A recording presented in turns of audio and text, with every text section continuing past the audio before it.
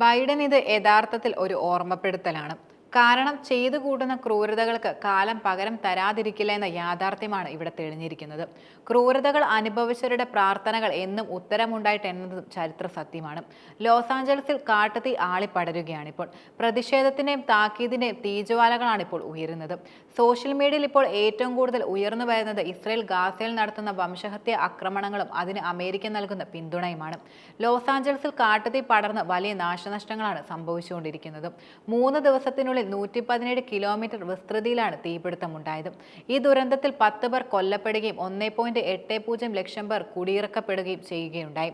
Hollywood നടന്മാരുടെ ഉൾപ്പെടെ ആയിരക്കണക്കിന് വീടുകളായിരുന്നു കാട്ടുതീയിൽ കത്തിച്ചാമ്പലായത്.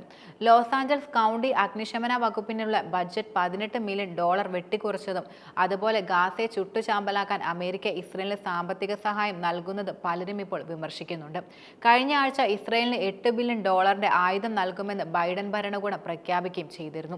Los Angeles അഗ്നിശമന വകുപ്പിന്റെ ബഡ്ജറ്റിൽ $17.6 മില്യൺ കുറവായിരുന്നു വരുത്തിയത്. ഇസ്രയേലിന് ഇതിനകം $23 ബില്യൺ വർധന ലഭിക്കുകയും ചെയ്തു. ഇനിയും $8 ബില്യൺ കൂടിയായിരിക്കും ലഭിക്കുന്നത്. പടിയിറങ്ങാനൊരുക്കുന്ന ബൈഡൻ ഗാസയിലെ ജനതയെ ജീവനോടെ ചുട്ടരിക്കാൻ $8 ബില്യൺ കൂടി ഇസ്രയേലിന് സമ്മാനിച്ചിരുന്നു. ഈ ഓർമ്മപ്പെടുത്തലാണ് ഈ ലോസ് ആഞ്ചലസിൽ സ്വന്തം ജനത കാട്ടുതീയിൽ വിറങ്ങലിക്കുന്നതെന്ന് പറയാം. അവരുടെ വീടുകളും മറ്റും വീണ്ടെടുക്കാൻ കാലം തിരിയുമ്പോൾ കയ്യിലൊന്നും ശേഷിക്കില്ല എന്ന ബൈഡൻ ഓർമ്മപ്പെടുത്തലാണിത്. പാലസ്തീനികളെ ജീവനോടെ ചുട്ടരിച്ചു എന്ന തരത്തിലും വിമർശനങ്ങൾ ശക്തമായി ഉയരുന്നുണ്ട്. മാത്രമല്ല, കാട്ടുതീയിൽ വീട് നഷ്ടപ്പെട്ട പ്രമുഖരിൽ ഒരാളാണ് Hollywood നടനായ James Woods.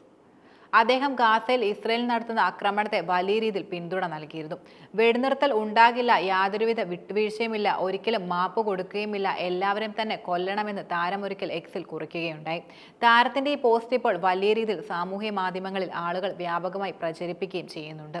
Social media ഇൻഫ്ലുവൻസറായ ഇമാം ഒമർ സുലൈമാൻ ലോസ് ആഞ്ചലസിന് പുറത്തുള്ള നിരപരാധികളായ ജനങ്ങളെ ദൈവം രക്ഷിക്കട്ടെ എന്ന് പ്രാർത്ഥിക്കുകയാണെന്ന് ജെയിംസ് വുഡ്സിലുണ്ടായ നഷ്ടത്തിൽ പ്രതികരിച്ചുകൊണ്ട് ഇൻസ്റ്റാഗ്രാമിൽ കുറിച്ചിരുന്നു. പക്ഷേ ഇത് ശ്രദ്ധിക്കാതിരിക്കാൻ ഒരിക്കലും കഴിയില്ല. ഗാസയിൽ ജനങ്ങൾ യഥാർത്ഥത്തിൽ അധികാര ഭവനങ്ങളിലെ ക്രൂരന്മാരാൽ കൊല ചെയ്യപ്പെടുകയാണ്.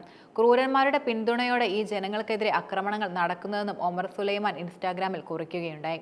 ലക്ഷക്കണക്കിന് ടൺ ബോംബുകളായിരുന്നു ഗാസയിൽ വർഷിച്ചത്. അതൊരു ജ്വലിക്കുന്ന നരകത്തീയായി മാറുകയും ചെയ്യുന്നത് ശരിക്കും നമ്മുടെ ധാർമ്മിക അപലപനത്തിന് പുറത്തേക്ക് വ്യാപിക്കുന്ന പ്രത്യാഘാതങ്ങളാണ് ഉണ്ടാക്കുന്നത്.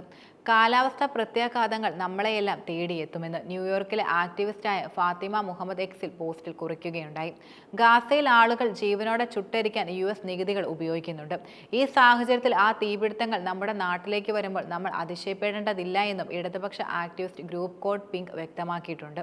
നമ്മുടെ രാജ്യം താമസയോഗ്യമാകുവാൻ പണം ചെലവഴിക്കുന്നതിന് പകരം ഗാസയിലെ പാലസ്തീനികളെ ഇസ്രായേൽ വംശഹത്യ ചെയ്യാൻ നമ്മുടെ സർക്കാർ കോടിക്കണക്കിന് ഡോളർ ചെലവഴിക്കുകയാണെന്ന് ജൂയിഷ് വോയിസ് ഫോർ പീസിന്റെ ന്യൂയോർക്ക് ശാഖ ഇൻസ്റ്റാഗ്രാം അക്കൗണ്ടിൽ കുറിച്ചിരുന്നു.